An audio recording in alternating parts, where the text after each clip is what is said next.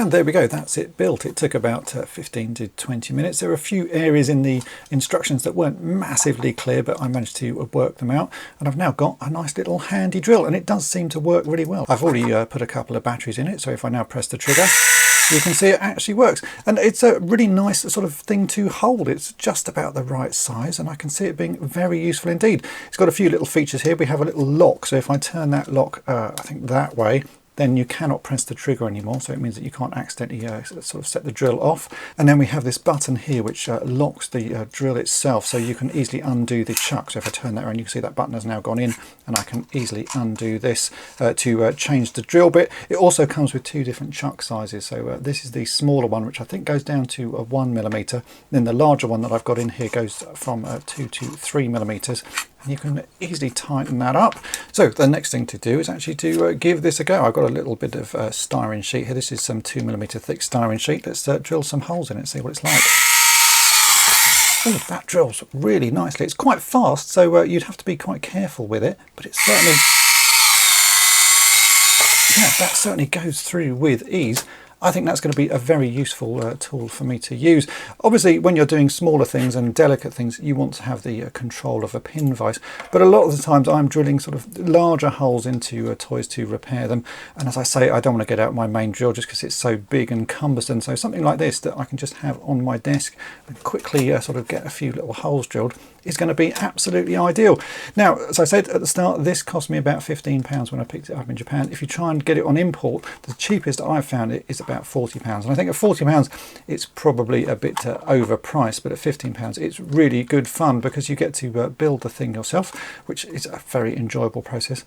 And I've got a tool that is definitely going to come in handy.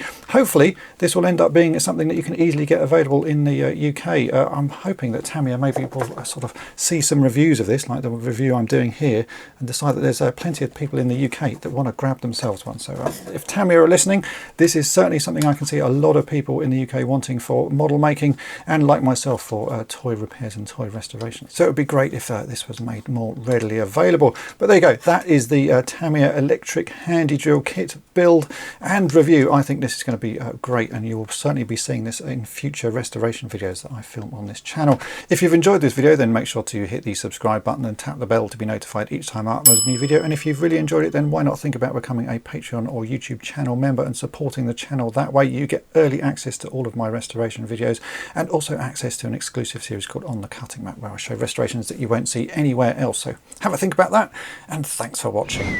Thanks for watching Toy Polloi. Subscribe for more great videos.